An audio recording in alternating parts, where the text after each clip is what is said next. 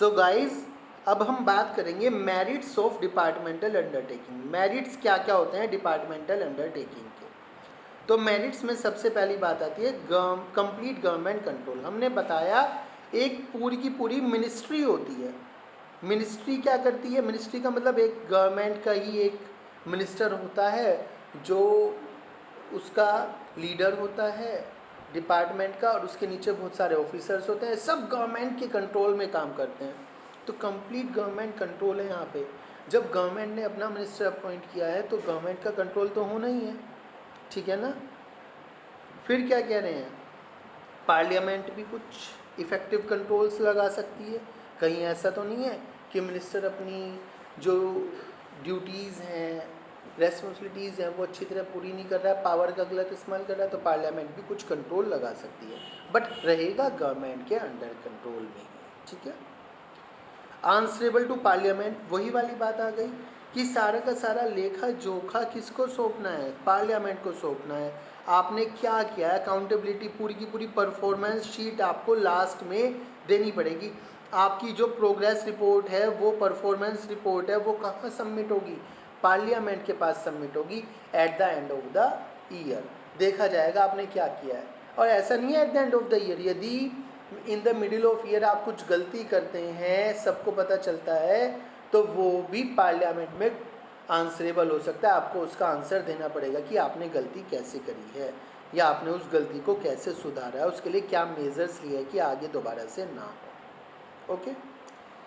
Source of income, तो हमने बताया सारे इनकम और सारे एक्सपेंस गवर्नमेंट ट्रेजरी के थ्रू होते हैं। रिवेन्यू कहाँ से आता है भाई? रिवेन्यू जो आता है वो जब हम सर्विसेज देते हैं तो जो क्लाइंट्स होते हैं उनसे आता है। तो यहाँ पर सर्विसेज किसे दी जा रही है? यहाँ पर सर्विसेज पब्लिक को दी जा रही है, और पब्लिक कुछ ना कुछ पे करेगी। आपको पता ही है, जब आप ट्रेन में जाते हैं तो टिकट खरीदते हैं, आप अपना कुछ सामान भेजते हैं तो क्या करते हैं? पे करते हैं रेलवे को। तो वहाँ से इनकम होती है, और वो सारी की सारी इनकम कहाँ जाती है? गवर्नमेंट के ट्रेजरी में जाती है, गवर्नमेंट के खजाने में जाती है। इसी तरह से जब बजट बनता है तो नया रेलवे ट्रैक लगाना हो, कोई नई ट्रेन लानी हो, कहीं डेवलपमेंट करना हो, तो वो भी कहाँ से आता है? गवर्नमेंट ट्रेजरी से आता है। ओके। फिर बात आती है सूटेबल फॉर नेशनल सिक्योरिटी, कि सूटेबल है या नहीं है, किसके लिए? नेशनल सिक्योरिटी के लिए। तो यदि हम बात करें सूटेबल फॉर नेशनल सिक्योरिटी, तो सबसे अच्छी यही है। देखिए, सूटेबल फॉर नेशनल सिक्योरिटी का मतलब है जब इंडिया क्या कहते हैं 1947 से पहले ब्रिटिशर्स के हाथ में था, तो वहाँ पे क्या हुआ था, एक प्राइवेट कंपनी बाहर से आई थी, और प्राइवेट कंपनी जो कि ब्रिटिश इंडिया कंपनी थी, उसने कंट्रोल कर लिया था, धीरे धीरे सबको अपने अंडर में ले लिया था। यदि वहाँ पर गवर्नमेंट डिपार्टमेंट्स होते, गवर्नमेंट अपने अंडर में सब कुछ रखती, तो कोई बाहर से आके अपने अंडर में कुछ ले ही नहीं सकता था। यहाँ पे क्या होता है, गवर्नमेंट के डिपार्टमेंट होता है, गवर्नमेंट जैसे चाहे डिसीजन लेगी, गवर्नमेंट का कंट्रोल है।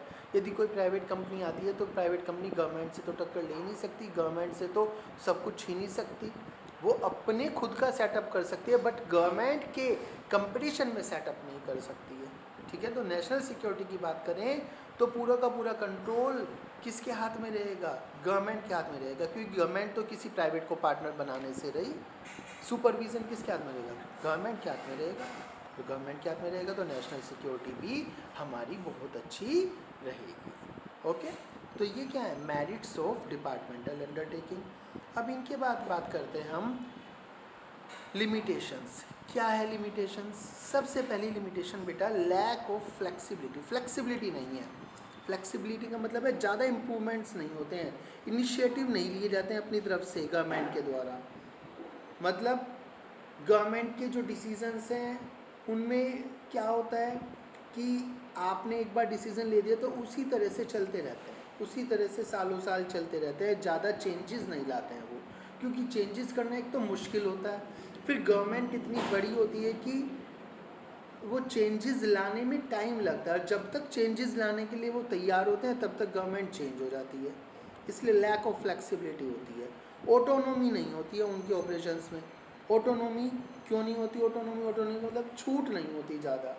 छूट क्यों नहीं होती?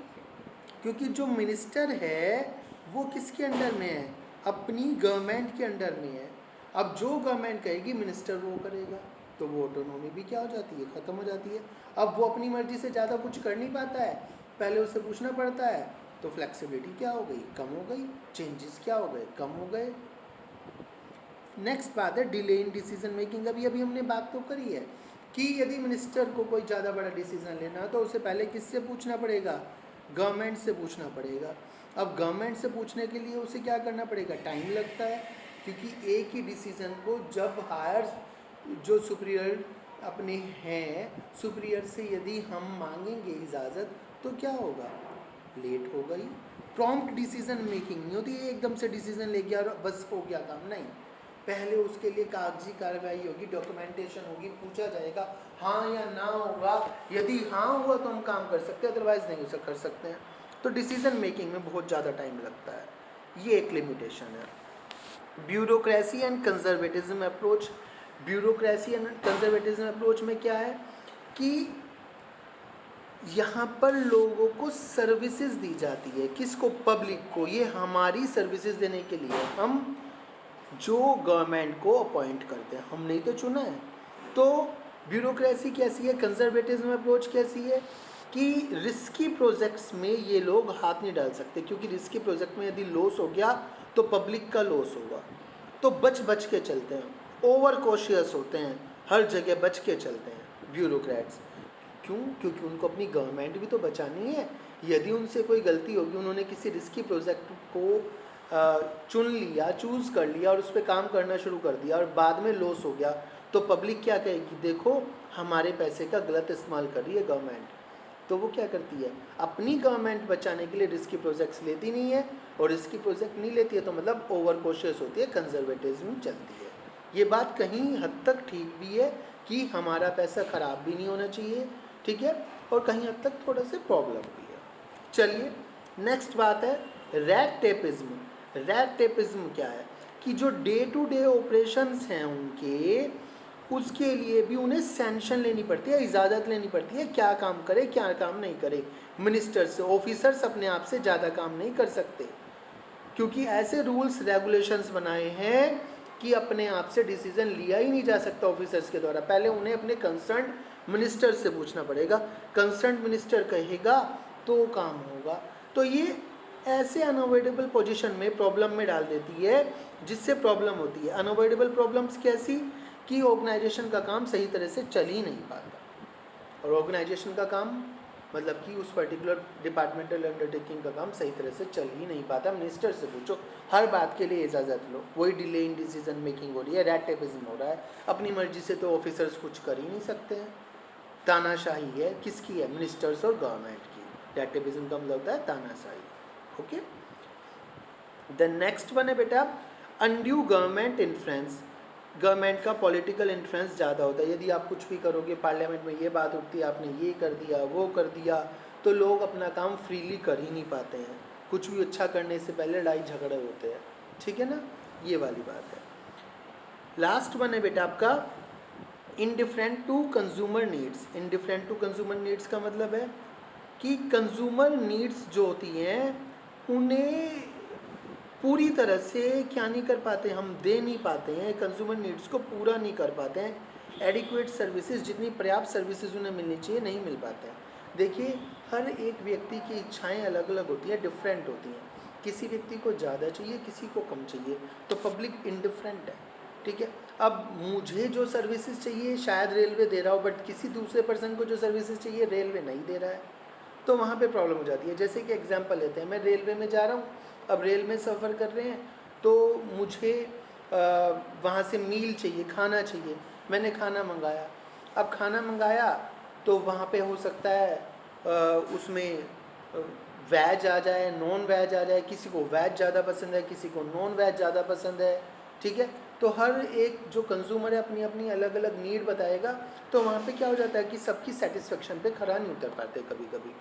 ओके, जैसे हम जा रहे हैं, अब एसी कोच में सफ़र कर रहे हैं, एसी कोच में सफ़र करने से क्या होता है, ट्रैवल कर रहे हैं एसी कोच में, किसी को ठंड लग रही है, जो इसे ठंड लग रही है वो कहता है कि नहीं ये सर्विस अच्छी नहीं है, किसी को ज़्यादा ठंड चाहिए, गर्मी लग रही है, वो कहता है नहीं ये सर्विसेज अच्छी नहीं है, किसी को शोर ज़्यादा नहीं अच्छा लगता है। तो कभी कभी क्या होता है, हम सब अपनी इच्छाओं की वजह से, जो अपनी डिज़ायर्स और वांट्स हैं उनकी वजह से सेटिस्फाई नहीं हो पाते। तो हम क्या कहते हैं कि सर्विसेज अच्छी नहीं दे पा रहे, तो वही कहते हैं कंज्यूमर नीड्स पे खरा उतरना। गवर्नमेंट डिपार्टमेंट्स जो होते हैं कंज्यूमर नीड्स पे खरा नहीं उतर पाते, पूरी नहीं कर पाते, एडिक्वेट सर्विसेज नहीं दे पाते। ठीक है, क्योंकि कंज्यूमर क्या होता है, इनसेंसिटिव होता है, किसके लिए, अपनी नीड्स के लिए, तो इनडिफरेंट टू कंज्यूमर नीड्स, ये वाला पॉइंट है। तो ये सारी क्या है, लिमिटेशंस हैं डिपार्टमेंटल अंडरटेकिंग की। यदि आपको इनमें कोई भी प्रॉब्लम हो, you can ask me any time. Thank you.